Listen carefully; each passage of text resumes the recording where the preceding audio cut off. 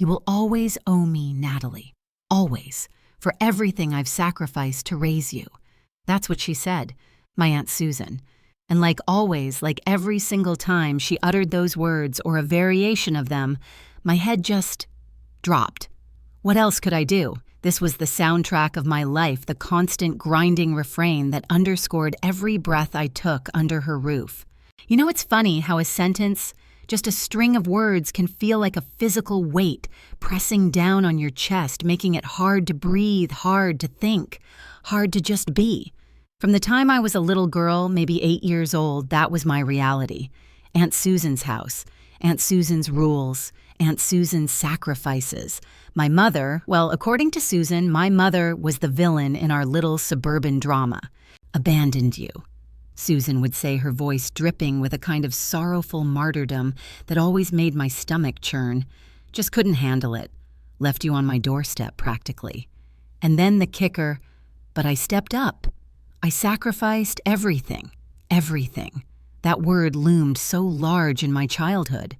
What was everything I didn't know, but it sounded immense, like a debt I could never, ever repay. I'd see her sighing to Mrs. Henderson next door, her voice just loud enough for me to catch snippets from my bedroom window. Oh, Natalie. She's a good girl deep down, but so difficult. Difficult. That was me. A burden. My little heart would clench. I didn't want to be difficult. I wanted to be good. I wanted to make Aunt Susan happy, or at least less burdened. Sometimes when I was small and brave, or maybe just desperate, I'd ask about my mother. Aunt Susan, what was she like? My mom. Her face would tighten just for a second before the mask of patient suffering slipped back into place. Oh, sweetie. She'd sigh, stroking my hair in a way that never quite felt comforting. She wasn't worthy of you. She couldn't handle responsibility, unlike some of us. The some of us always hung in the air, heavy and accusatory. No pictures, no stories, not really. Just vague pronouncements that painted my mother as a ghost, a failure, a warning. And I believed her. How could I not? I was a child. She was the adult, the one who saved me. So I internalized it all. Every sigh, every loaded comment, every comparison. I became the girl who was perpetually indebted, constitutionally inadequate. School was a nightmare. I was quiet, always looking over my shoulder, metaphorically speaking. Friendships were hard. How could I invite anyone into this suffocating atmosphere of unspoken obligations? I tried God. I tried to please Susan. Good grades, chores done without asking quiet obedience. But it was never enough. There was always something. My clothes weren't right. Is that what you're wearing, Natalie? It's a bit much, don't you think? My quiet ambition to maybe join the art club was met with a weary, "Arto, Natalie, we need to be practical, dear. You need a good, stable job to support yourself someday. You can't rely on others forever, you know." The unspoken part, of course, was, like your mother did, and like you're relying on me now. It was death by 1,000 paper cuts, each one a tiny erosion of my confidence, my sense of self. The control was absolute but subtle. She never screamed, not usually. It was all done with that disappointed tone, that look of pained endurance. It was, I now realize, masterful manipulation. I remember one afternoon, I must have been about 14. I was bored wandering the house and found myself in her bedroom, a place I rarely went. Her closet door was ajar, and there on the top shelf, tucked behind a stack of old towels, was a small, ornate wooden box. It was locked with a tiny, old-fashioned clasp. I don't know why, but I was drawn to it. My fingers tingled with a strange curiosity. I reached for it, my heart thumping. "Natalie, what do you think you're doing?" Her voice sharp as a shard of glass cut through the quiet. I froze the box halfway in my hands. She was standing in the doorway, her face a mask of fury I'd rarely seen so nakedly. It was terrifying. I was just looking," I stammered, my cheeks burning. "Looking or snooping," she hissed, snatching the box away. "You're ungrateful, Natalie, sneaky, just like your mother." That was the ultimate condemnation. Just like your mother. The box vanished after that. I never saw it again. And the unspoken question of what it contained, what secrets it held, became another little shard of unease lodged deep inside me. But mostly I just felt shame, a fresh wave of it, for being caught, for being sneaky, for proving her right. Years passed. I stumbled into my early 20s trying to carve out some semblance of a life for myself. I got a modest job at the local library.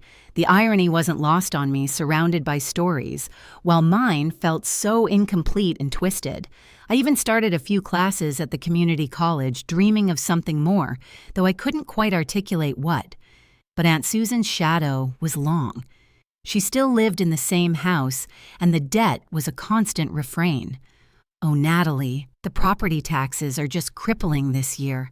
If you could just help out a little extra," or "I'm not feeling so well, dear. Could you come over and sort out the garden? My back, you know." It was always something, and I always complied, handing over money I barely had, sacrificing my precious free time, because the guilt was a well-worn groove in my soul. But little things started to niggle at me, tiny cracks appearing in the facade she'd so carefully constructed. One afternoon, I'd stopped by unexpectedly to drop off some groceries she desperately needed, and I overheard her on the phone in the kitchen. Her voice was different, sharper, more businesslike than her usual weary tone. She was talking to someone, a financial advisor, maybe discussing investments, dividends. "Quite a comfortable nest egg," I heard her say before she saw me, and her voice immediately softened into its familiar lament about rising costs. A comfortable nest egg. How did that square with the constant narrative of sacrifice and struggle? It was a tiny, discordant note, but it stuck with me. I tried tentatively to find information about my mother. Online searches yielded nothing. Old public records were a confusing maze. It felt like chasing a ghost. And sometimes I'd mention my search offhandedly to Susan just to see her reaction. She'd get that tight look around her mouth. "Really, Natalie, dredging up the past. Some things are best left buried. For your own good, dear." Was it for my good or hers? The sabotage was subtle, a misplaced form I needed of forgotten detail that would have been helpful. Then my sister Clara had Jacob, my nephew.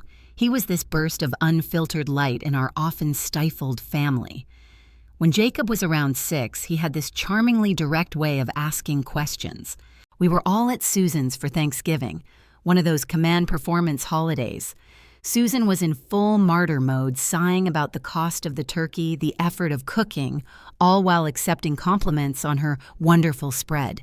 Jacob, sitting next to me, piped up in his clear little voice, "Grandma, why doesn't Aunt Natalie's mommy come for Thanksgiving?" The air in the room instantly chilled. You could have heard a pin drop. Susan's smile froze. "Well, Jacob, sweetie," she said, her voice strained, "Aunt Natalie's mommy, she lives very far away and she's busy." "Is she nice?" Jacob pressed, oblivious. Susan shot me a look, a warning, a plea, an accusation all mixed into one. "We don't really talk about her, Jacob," she said a little too sharply. He looked confused, then shrugged and went back to his mashed potatoes. But I saw the flash of genuine irritation on Susan's face, a flicker of something raw and uncontrolled. And in that moment, watching her, a tiny rebellious seed, no bigger than a mustard seed, finally took root in the barren ground of my guilt. It wasn't defiance, not yet. It was just a question, a real one this time. The years kept turning. Jacob was growing, and so was that tiny seed of unease within me. I was visiting more often, not just because Susan guilted me, but because I genuinely loved seeing Clara and Jacob. One Saturday, I was over at their place, which was just a few blocks from Susan's. Jacob, now a curious 10-year-old, had been given permission to explore Susan's attic. He was on a quest for vintage treasures, as he put it. Old board games, forgotten toys, anything that sparked his imagination. Susan rarely went up there. It was dusty, cluttered, full of forgotten things. Perfect for a 10-year-old adventurer. A little while later, I was helping Clara in the kitchen when I saw Susan through the window. She was in her own backyard, heading towards the rickety pull-down stairs that led to her attic. She had a small, unassuming cardboard box in her hands filled with what looked like old cassette tapes. Her movements were furtive. She glanced around almost guiltily before disappearing up into the dimness of the attic. A few minutes later, she came back down empty-handed, that same anxious look on her face. It was odd. Why the secrecy over some old tapes? What could possibly be on them that would make her look like that? The image stayed with me, another piece of a puzzle I didn't even know I was assembling. It must have been a few weeks later. I was at Clara's again. Jacob came clattering down the stairs from his room, his eyes wide with a mixture of excitement and confusion. He was clutching a single dusty cassette tape and an old portable tape player, the kind with chunky buttons and a flimsy plastic cover. "Aunt Nat! Aunt Nat! You have to hear this!" he exclaimed, his voice hushed with importance.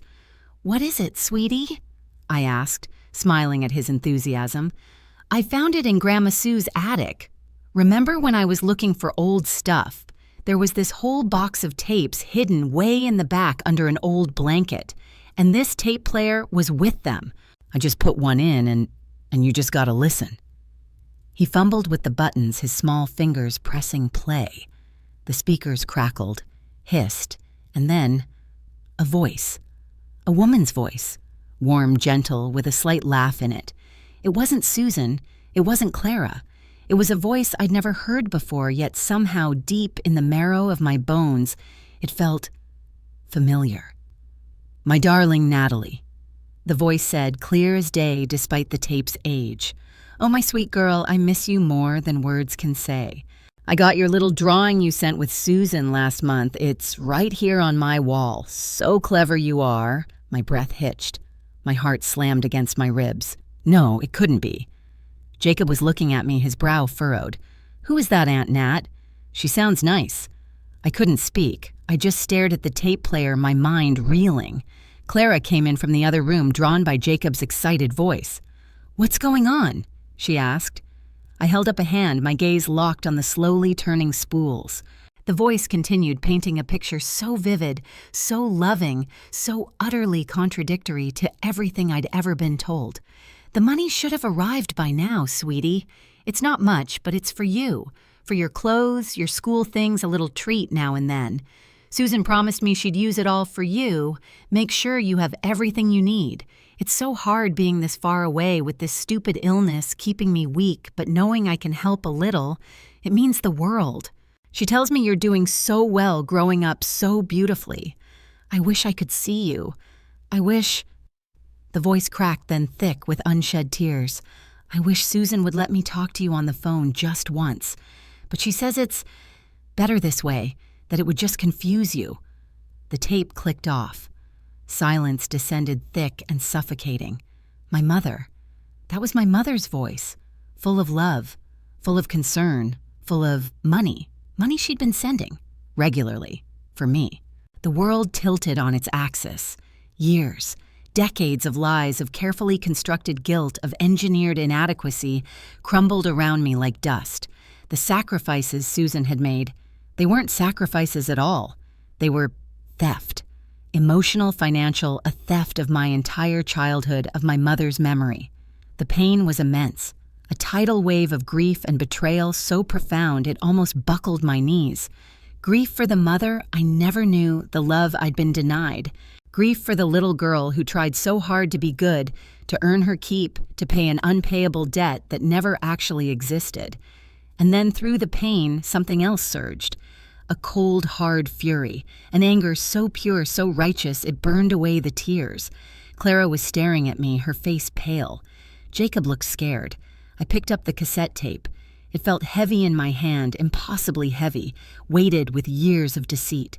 I looked at the cheap plastic tape player, then my gaze drifted towards the window in the direction of Aunt Susan's house, just a few streets away.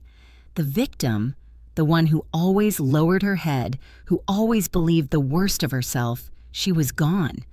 In her place, someone new was rising, someone with eyes of ice and a core of steel. The Avenger, and she knew exactly what she had to do.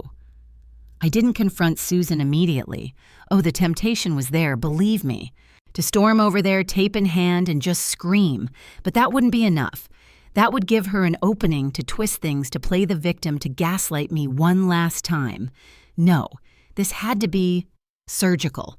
She had built her world on lies meticulously for decades. I would dismantle it just as meticulously, brick by stolen brick, in front of everyone she'd fooled. Jacob, bless his innocent heart, had unknowingly handed me the key. "There are more tapes, Aunt Nat," he'd whispered, sensing the seismic shift in me. A whole box.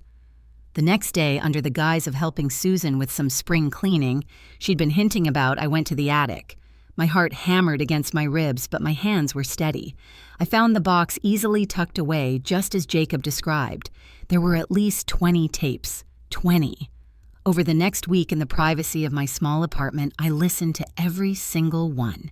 It was an agony and an ecstasy. I heard my mother's voice change over the years, sometimes stronger, sometimes weaker, as her illness, which Susan had never even mentioned, waxed and waned.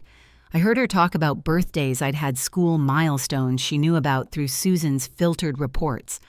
I heard her mention specific amounts of money sent by postal order or bank transfer for Natalie's dance lessons, for Natalie's winter coat, a little extra for Natalie's Christmas. And there were even a few tapes where she read children's stories, her voice soft and soothing, "For when you can't sleep, my love." Tears streamed down my face as I listened, tears of profound sorrow for the connection I'd been robbed of, but also tears of a growing, hardening resolve. I even found a few old, forgotten bank passbooks of Susan's from years ago, tucked into a dusty photo album in her spare room during another helpful visit. Careless. She'd gotten so comfortable in her deceit. The deposits, small but regular, often lined up with dates my mother had mentioned on the tapes for sending funds. The evidence was overwhelming, irrefutable. The perfect opportunity presented itself: Susan's 70th birthday. She was planning a big family luncheon. "Everyone will be there, Natalie," she'd trilled over the phone, her voice laced with that familiar expectation of my dutiful presence. "It means so much to me to have my family around me." Oh, it would mean a lot to her, all right, just not in the way she imagined. I spent the weeks leading up to it feigning normalcy. It was the hardest acting job of my life. I helped Clara with the party preparations. I listened to Susan's pronouncements about her guest list, her menu, her legacy of holding this family together. Each word was like a drop of acid on my already raw nerves. But I smiled. I nodded. I played the part of the dutiful, if slightly melancholic niece. Inside, I was a coiled spring, a storm gathering force. The day arrived. The community hall Susan had booked was filled with extended family. Cousins, second cousins, old family friends, people who had known Susan for years, who had heard her laments about her burden, who had probably at some point even offered her sympathy or financial help for my sake. The air was festive. Balloons bobbed, a cake sat proudly on a central table. Susan was in her element and beaming, accepting accolades, the benevolent matriarch. After the meal, as coffee was being served, she stood up to make a small speech, thanking everyone for coming, for their love, for their support over the years. She even threw in a line about the sacrifices we make for family, especially for the little ones who need us. My cue. When she finished a polite applause, I stood up. A hush fell over the room. All eyes turned to me. I rarely spoke at these gatherings. "Aunt Susan," I began, my voice surprisingly calm, clear, and carrying in the sudden silence. "That was a lovely speech. And you're right, family is about sacrifice. It's about love and support." I paused, letting my gaze sweep across the room, meeting the eyes of my relatives. "For my entire life," I continued, my voice gaining strength, "I have lived with the knowledge of the immense sacrifice you made to raise me. I have lived with the weight of the debt I owed you, a debt you reminded me of constantly." Susan was smiling, a self-satisfied, beatific smile.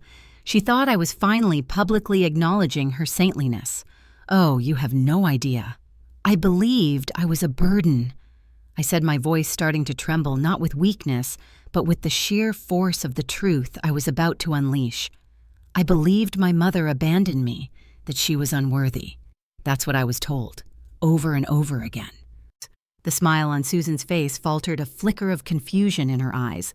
"But recently," I said, reaching into my bag and pulling out the small portable tape player and a single cassette.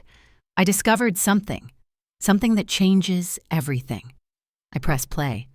My mother's voice, warm and loving, filled the room. "My darling Natalie, the money should have arrived by now, sweetie. It's not much, but it's for you. Susan promised me she'd use it all for you." A gasp rippled through the assembled family. Eyes darted from the tape player to Susan, whose face had gone chalk white. I let a few more excerpts play. My mother talking about specific amounts sent. My mother expressing her longing to speak to me. My mother's love so palpable, so undeniable. When I pressed stop, the silence was deafening. Then slowly, heads began to turn. Not towards me with pity, but towards Susan with a dawning, horrified understanding. What is this, Natalie?" My Uncle Joe. Susan's younger brother finally stammered, his face pale. "This," I said, holding up the tape, "is my mother. My mother who loved me. My mother who sent money for my care, for my upbringing every single month for over 15 years until she passed away from an illness Aunt Susan never even told me she had." Susan tried to speak. This is a misunderstanding, Natalie. You're confused. Those tapes, they could be anything." "She's trying to stir up trouble." Her voice was shrill, desperate. The mask was cracking, revealing the ugly panic beneath. But I had more. I'd made copies. I'd even transcribed key sections. I calmly laid out a few printed sheets on the table. "And these," I said, my voice like ice, "are just some of the details. Dates, amounts, all corroborated by other tapes and by certain financial records I happened to come across." My cousin Sarah, who had always been close to Susan, picked up a sheet, her eyes scanning it. Her face crumpled. "Aunt Sue," she whispered, I remember you telling me things were tight back then. I gave you money. For Natalie, you said. For her school trip." Another cousin chimed in. "Me too. You said you needed help with her dental bills." One by one, little memories surfaced, little instances of Susan's carefully woven narrative of financial struggle for Natalie's sake. The threads were unraveling fast. Susan looked around wildly, seeking an ally, a lifeline, but all she found were faces filled with shocked disbelief and a rapidly growing disgust.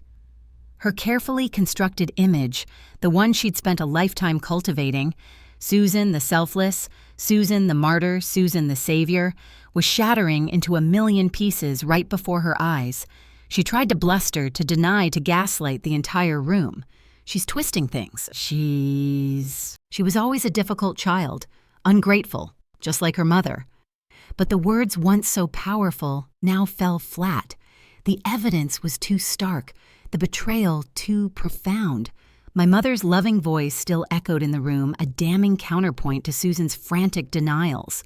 The family, the one she claimed to hold together, began to turn. Not on me, on her. Uncle Joe looked at her, his face a mixture of fury and profound disappointment. "All these years, Susan, all these years you lied to us, you lied to her. The emotional support in that room, once so firmly, hers shifted in almost physical force and enveloped me. For the first time in my life, I didn't feel like the outsider, the burden. I felt seen, validated." Susan just stood there, her mouth opening and closing, but no sounds came out. Her face, moments before beaming with triumph, was now a ruin of collapsed artifice. She was alone, utterly alone, ostracized by the very people whose admiration she had craved and manipulated. I watched her. There was no triumph in my heart, not really. Just a grim, hollow ache and a profound sense of justice long overdue, finally served. The battle was over. The lies were exposed. But as I looked at the wreckage of her life and the dawning new landscape of my own, I knew my healing had only just begun. The aftermath was quiet, in a way. There were no more dramatic confrontations. The family, collectively and individually, made their feelings known to Susan. Ties were formally, if painfully, cut. Invitations dried up. The phone calls stopped. She became, in essence, an island. The isolation she had in many ways imposed on me as a child, now her own bitter reality. I heard snippets through Clara, mostly of her diminished life, her bewilderment, her attempts to reignite sympathy that no longer existed. But honestly, she became increasingly irrelevant to my world. My world, on the other hand, was just beginning to open up. The first thing I did was find a therapist, a good one, and I talked and cried. I grieved for the mother I'd never truly known, for the childhood steeped in lies, for the years I'd spent feeling worthless. It was like excavating an old wound, painful but necessary. And with each session, I felt a little lighter, a little freer. The guilt, that heavy cloak I'd worn for so long, began to slip from my shoulders. Armed with the information from the tapes, my mother's maiden name, snippets of places she'd lived before me, I started to search for her family. It wasn't easy, but this time I wasn't alone. Clara helped. Even Uncle Joe, riddled with his own guilt for not seeing through Susan's charades sooner, offered assistance. And we found them. A second cousin, an elderly aunt, still living in a small town a few states away. They hadn't known about me, not really. Susan had systematically cut off all contact, painting my mother as unstable and estranged from her own family. Meeting them, hearing their stories, seeing old photographs of my mother, young, smiling, vibrant before her illness took hold, was like finding missing pieces of myself. They welcomed me with open arms, sharing memories, filling in the vast empty spaces Susan had created. My mother, I learned, had been a painter, a lover of wildflowers and quiet afternoons with a book. Things Susan had actively discouraged in me. Slowly, painstakingly, I started to rebuild my self-esteem. I enrolled in more college classes, this time focusing on art history, and then tentatively studio art. My hands, which had always felt clumsy and useless, found a new purpose in clay and charcoal in paint. The dreams Susan had tried to smother flickered back to life stronger, now fueled by a quiet determination. I was no longer living under the shadow of an unpayable debt. I was living for myself, for the future my mother had so desperately wanted for me. And that brings me to now, to today. I'm standing in my own small apartment, sunlight streaming through the window. It's not grand, but it's mine, every inch of it earned with my own efforts, filled with my own choices. I'm packing a box, a small one, filled with things I'm taking to my new place. A slightly bigger apartment closer to the small gallery, where some of my paintings are now unbelievably on display. I pick up a framed photograph from the top of the box. It's one of the old ones my mother's aunt gave me. My mother, young, her eyes full of laughter, holding a bouquet of wildflowers. For so long, I only had Susan's distorted image of her. Now I see her. And for the first time when I look at her, I don't feel an overwhelming sense of loss or anger at what was stolen. I just feel peace, a quiet connection. A genuine, peaceful smile touches my own lips. The doorbell chimes. It's Jacob, now a lanky teenager here to help with the last few boxes.